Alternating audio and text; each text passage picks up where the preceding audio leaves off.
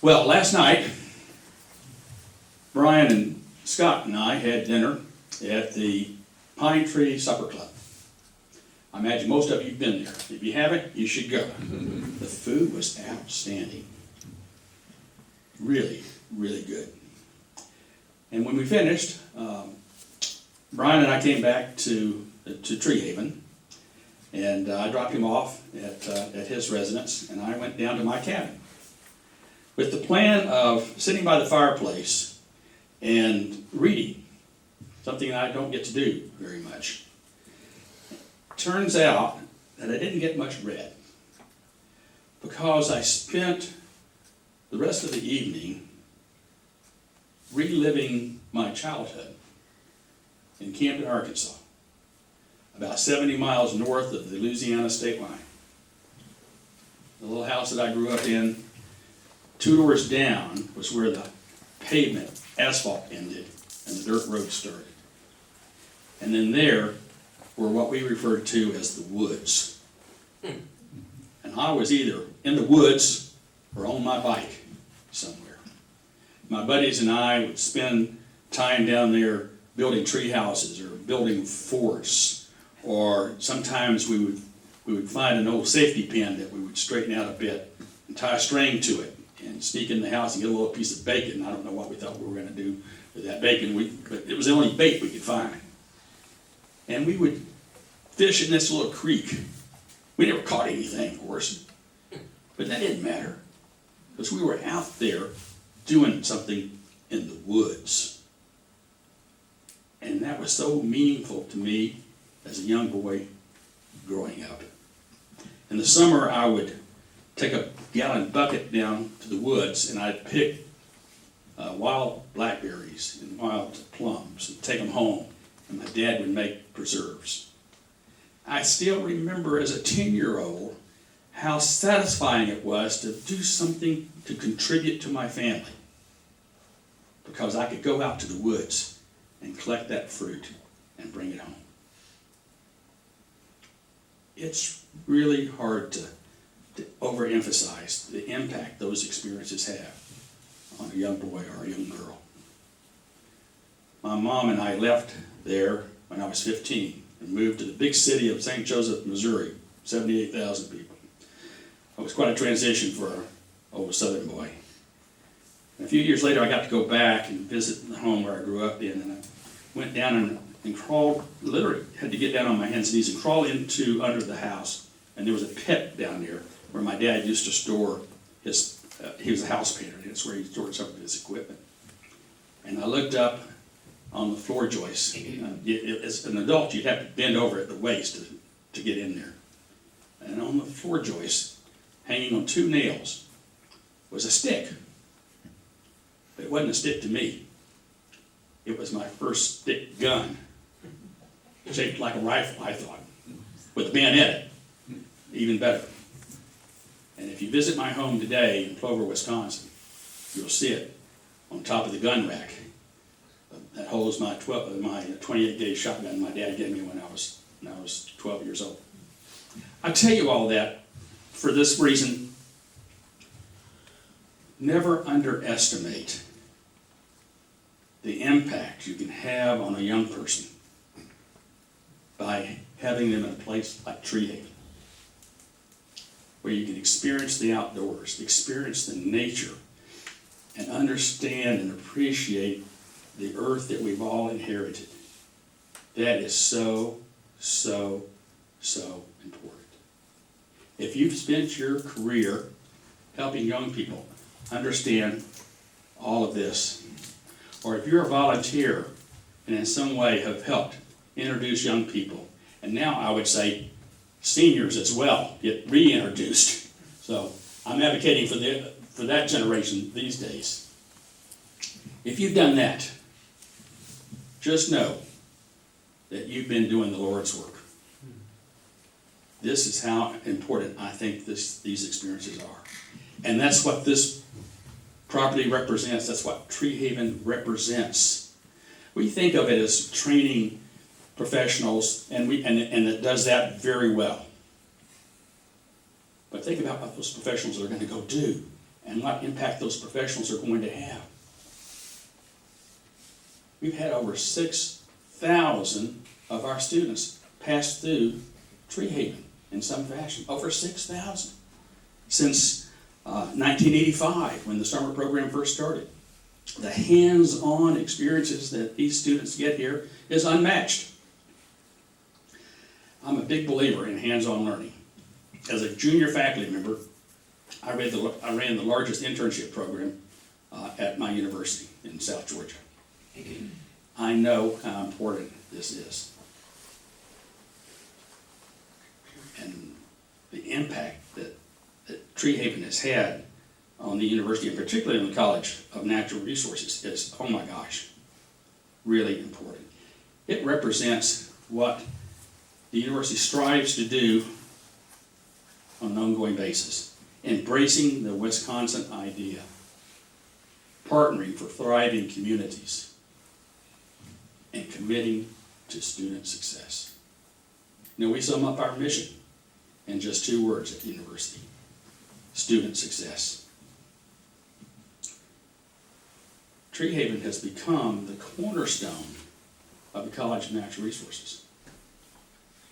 This is huge. This is huge.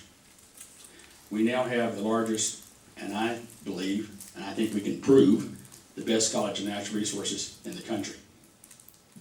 And it shows. I'll offer this as just one point of evidence of that.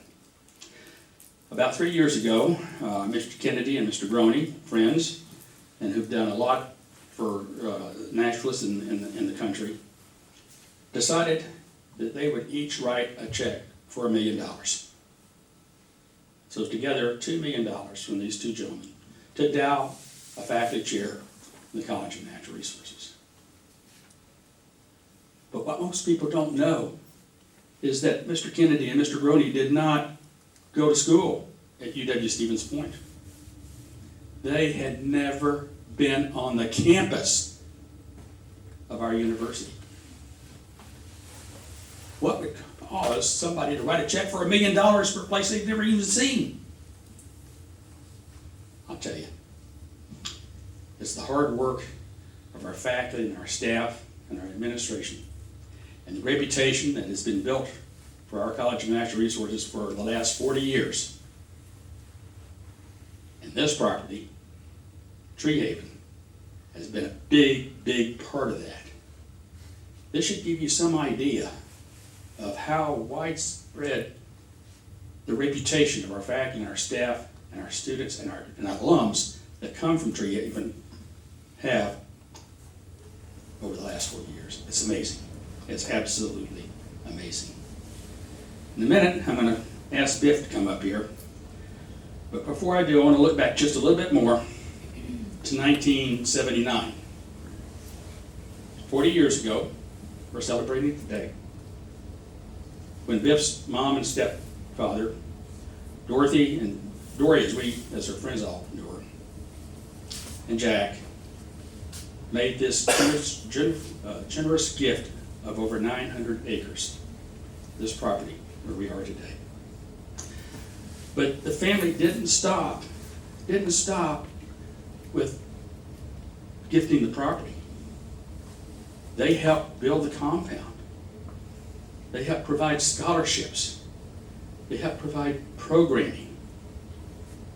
And they helped provide salaries for staff.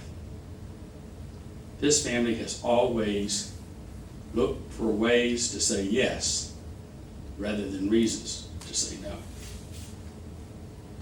Think about the profound impact this one family has had on this university, on this state, and on this nation. We have 6,000 alums out there doing the work that this all represents. At breakfast this morning, oh my gosh, I usually have a cup of milk and some protein added to it. I'm still trying to recover from breakfast. It was fantastic. The food here is marvelous. But at my table, there was talk of the history, and there were talks of alumni and of our emeritus faculty. And although I never was able to meet Bill Sylvester, is that right? Sylvester. But there was a lot of talk around the table about Bill, and I think, well, I know Gene, his two of his three daughters are here, Gene and Louise, but they talked about Bill's contribution here, and the fact that he was the family's forester, and then worked for Trees for Tomorrow, and then later taught at the university. And the oral history around here has Bill at the center of the conversation with Dory and Jack about what to do with this property. Just think about the influence people like Bill have had on what's happened here. Milo's here somewhere, sitting right there. He's our senior faculty member, I think, at the university these days. And Bill and I got to spend some time down by the, Milo and I got to spend some time down there by the Wisconsin River just recently. And then just this weekend was the soils contest, wasn't it? Yeah. Oh, during the week, yeah. During the week, on the property that you're gifting to the university too. So thank you for that. And I was looking forward to seeing Bob Engelhardt here today, and he wasn't able to make it. So if you have a moment, chop Bob a card, or I don't know if he does email or not, but send him a card and tell him thank you, that we missed him here today. Let me conclude with this thought. We're celebrating the 40th anniversary today, Treehaven. Think for a moment what the 100th anniversary will bring. What will that look like? Most of us won't see that, but some of us will. I met Walden here today. I don't know if he's in the room today. There he is, right back there. How old are you, Walden? 7. I was going to guess 7 or 8. He could be here, and probably will, for the 100th anniversary, maybe as the university chancellor. Who knows? But think of what this can evolve into. Perhaps a mission that goes even beyond the College of Natural Resources. I really wish Dean Thomas could be here. She does a lot of work on the national level. And she's, I think, probably in Washington this week, or she was last week anyway.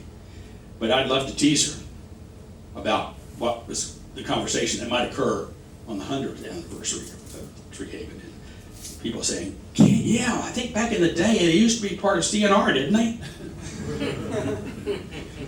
I'm pretty careful teasing a lady who's only one of 2 or 3 people allowed to have firearms on campus. So I'm pretty cautious about that. But think of what this can evolve into, even from where we are today. A lot has happened in the last 40 years. But my goodness, think about what the future will bring. What you've done so far up to these first 40 years will be a great foundation.